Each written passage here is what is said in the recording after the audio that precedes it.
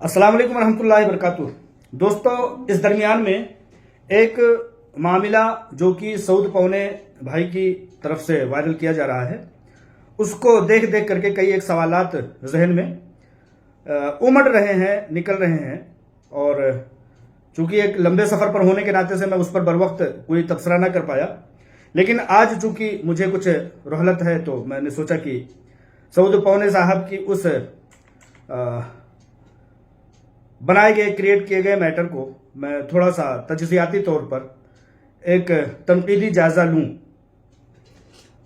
मैं सबसे पहले कहना चाहता हूं कि मेरे इस वीडियो का मौजू होना चाहिए खुद साख्ता हमले। खुद साख्ता हमले, समझ रहे हैं ना? यानी कि बाई क्रिएटेशन अपने ऊपर कोई ऐसा अटैक करवाना जिसके जरिए से लोगों की तवज्जो हासिल की जा सके।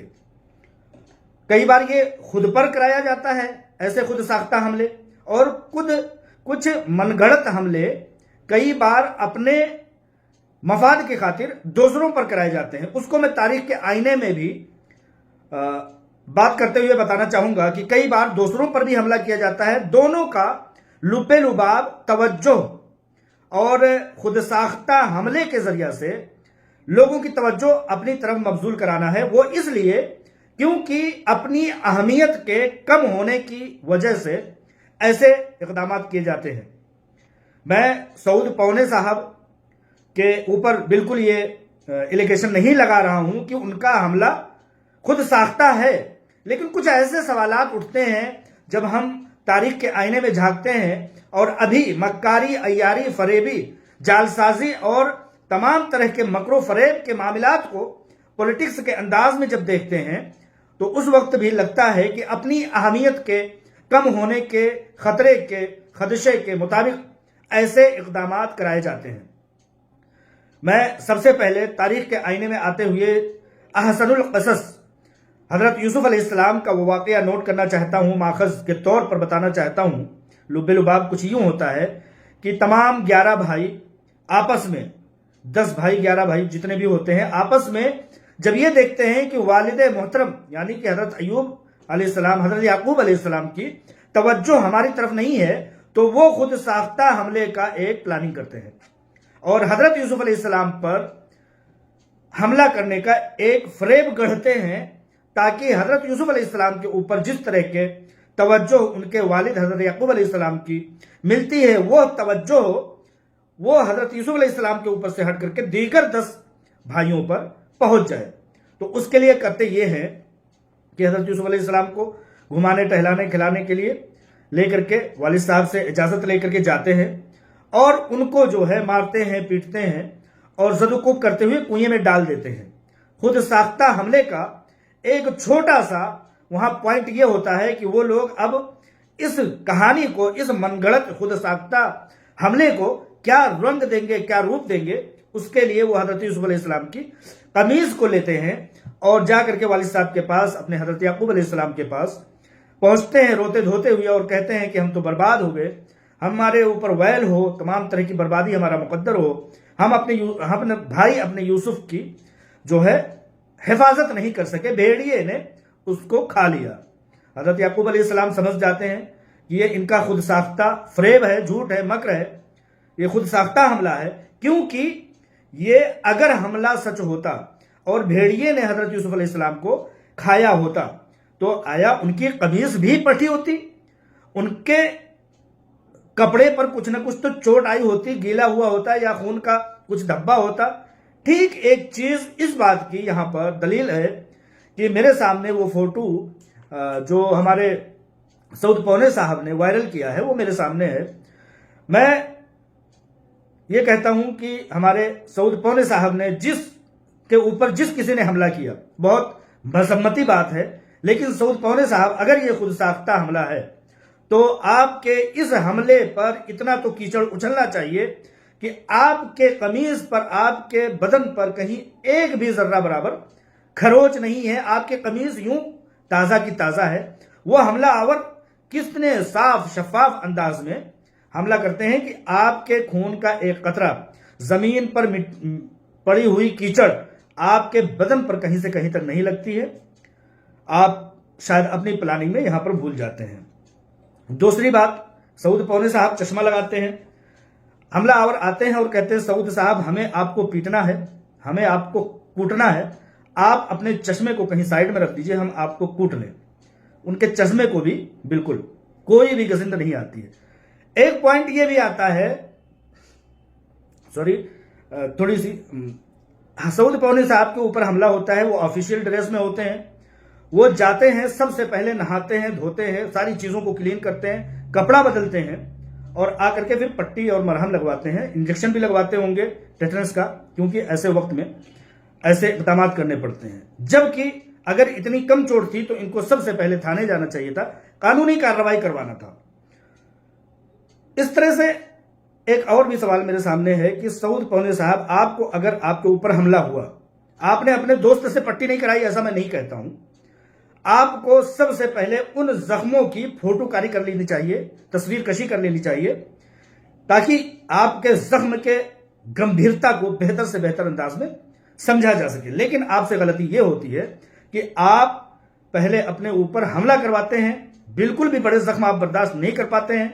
मतलब ऐसा एक आदमी कह सकता है, मैं ये नहीं कहता हूं, मैं पूरी तरह से निंदा करता हूं, जैसे कि राजनाथ सिंह जी हमेशा निंदा करते रहते हैं कि मैं यहां के इस अटैक को निंदा करता हूं। निंदा करने के अलावा वो कुछ करते नहीं। सऊद पौने साहब, आपके ऊपर हुए हमले को हम बहुत मजाका खेज नहीं लेते, हम इस बात की मजम्मत करते हैं, लेकिन आपको कम से कम 4 तस्वीरें आपकी वायरल हो रही, पट्टियां बंधाने से पहले भी ले लेनी चाहिए। जब आपके ऊपर हमला हुआ था तो कम से कम सेल्फी ले लेनी चाहिए। लेकिन चलो, हंगामी हालत में ऐसा कुछ नहीं कर पाता आदमी, नहाता है, धोता है, और इनको कानूनी कार्रवाई, मैंने 3 पॉइंट नोट किए हैं, उन तीनों पॉइंट को, कपड़े पर एक भी दाग, धब्बे, छींट, खून के कतरे कहीं से कहीं तक नहीं है। आए होंगे, नहाए होंगे, धोए होंगे, कपड़े बदले होंगे, उसके बाद आकर के बड़े सीरियस अंदाज में एकदम नीचे देखते हुए और उन्होंने फोटो खिंचवाया। खैर बात, वो जख्म की पट्टियां लगाने से पहले भी 2-4 फोटो ले लेते सऊद साहब। अगर वाकई सऊद भाई पर हमला हुआ है तो उन्होंने वीडियो फोटोग्राफी लेने से पहले कोई कानूनी कार्रवाई क्यों नहीं की? ऐसे मामलात में इंसान सबसे पहले कानूनी कार्रवाई करता, उस जगह पर जाए वारदात जिसको बोलते हैं, वहां पर खड़े होकर के 100 नंबर की कॉल करता है और कहता है कि मेरे ऊपर हमला हुआ, आइए यहां पर रिपोर्ट दर्ज कीजिए। उनको ये भी करना चाहिए, लेकिन उन्होंने नहीं किया। कहीं खुद साख्ता हमला तो नहीं। सऊद पौने साहब के याददाश्त को मैं एक बार झिझोड़ने की कोशिश करता हूं। ये हमले कराए क्यों जाते हैं? जैसा कि मैंने कहा कि हजरत यूसुफ अलैहिस्सलाम की जो तवज्जो थी, हजरत याकूब अलैहिस्सलाम की, हजरत यूसुफ अलैहिस्सलाम की, उनकी तवज्जो दीगर भाई अपने ऊपर मबजूल कराने के लिए वो हमला कराते हैं, ताकि हजरत याकूब अलैहिस्सलाम की तवज्जो उनके ऊपर होने लगे और वो उनको, हजरत यूसुफ अलैहिस्सलाम को कुएं में डाल देते हैं। यहां पर हमारे सऊद पौने साहब की सबसे बड़ी मजबूरी यह है कि इनकी एसोसिएशन में ना पहले दम था, ना अब दम है, ना इनकी बातों में दम है। दरअसल ये एक इन्वेस्टर थे और इनको 2-4 लाख रुपए इनके इन्वेस्टमेंट थे, इन्होंने अपने पैसे निकाल लिए थे। अब इनकी तवज्जो, इनकी बातों पर कोई भी कान धरने वाला नहीं था। एसोसिएशन की दुकान जो 500-500 रुपए लेकर के चल रही थी, वो बंद हो गई और कंपनी से पूरी तरह से लोगों के शफाफियत के साथ उनके पैसे मिलने लगे। दरअसल इनकी मजबूरी क्या थी? लोगों की तवज्जो ये हासिल क्यों करना चाहते थे? दरअसल ये देश बदर, हमारे सऊद पौने साहब देश बदर हैं। इनके वालिद साहब ने, सऊदी अरब ने इन पर एलिगेशन लगाते हुए कि ये बेटा मेरा जो है नाफरमान है, इसे मैं देश बदर करता हूं, मैं अपना घर बदर करता हूं। लिहाजा जब वालिद ने सऊदी अरब ने घर बदर कर दिया तो देश बदर होना उनका लाजिम है। लिहाजा वो हिंदुस्तान आ गए। हिंदुस्तान में आकर के छोटे छोटे एक अकाउंटेंट के काम करते रहे। इनकी मजबूरी यह है कि एसोसिएशन में पहले भी ज्वाइन थे, पुणे एसोसिएशन। इनकी झूठ की, इनके फरेब की एक लंबी दास्तान है। इनको पैसे मिले, लेकिन आज तक इन्होंने बरमला इजहार नहीं किया। इन्होंने पुणे एसोसिएशन को छोड़ा सिर्फ इसलिए कि वहां पर इनको तवज्जो नहीं मिल पा रही थी। इनको जो है सबसे बड़ी मजबूरी ये लाहिक है सऊद पौने साहब को कि ये अकाउंटेंट है, जैसा कि सऊदी अरब में और अपने इंडिया में भी वो अकाउंटेंट के ओहदे पर फायज हैं। सऊद पौने साहब की तवज्जो पूरी तरह से थी कि हीरा ग्रुप ऑफ कंपनीज इनको अकाउंटेंट के एक ओहदे पर फायज करे। और जैसा कि ये मुझसे कहा करते थे और मेरे अच्छे दोस्त हैं, लेकिन जब वो गलत रास्ता इन्होंने अपनाया तो मैंने इनसे बात करनी छोड़ दी। अब हमारी बातचीत नहीं है, लेकिन दोस्त आज भी हैं। जिस दिन वो अपना रवैया सही कर लेंगे। ये पहले बहुत भड़के हुए थे, मैंने समझाया तो इन्होंने बेहतर काम करना शुरू कर दिया। सऊद पौने साहब की याददाश्त अगर इस हमले में गई नहीं होगी तो उनको याद होगा। मैंने बहुत सारी चीज़ें बताई, सही रास्ते पर आए। उन्होंने एक प्रपोजल बाकायदा 10-20 पेजेस के जो है मुझे दिए और कहे कि मेरा ये प्रपोजल है, हीरा ग्रुप ऑफ कंपनी सूद से पाक एक बैंक खोले, मैं उसका मैनेजर हूँगा। सऊद पौने साहब का ऐसा कहना था, लेकिन मैं वक्त की नागहानी हालात की वजह से मैं ऐसी बात कंपनी तक नहीं पहुंचा सका और कंपनी अपने मसाइल में घिरी हुई है, ऐसी बात कहने वाला बेवकूफ़ ही हो सकता है।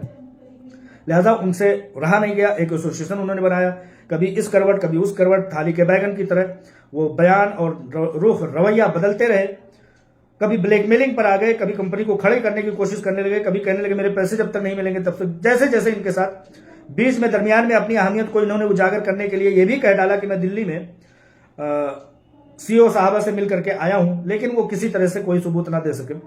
लिहाजा यहाँ इनकी घटती हुई एक पब्लिसिटी, घटती हुई एक समझिए कि इनकी मेंबरशिप इनके एसोसिएशन की, इन्हें ये मजबूर होना पड़ा कि किसी न किसी तरह से अपने ऊपर खुद साख्ता हमला कराया जाए, लोगों की हमदर्दियां हासिल की जाए।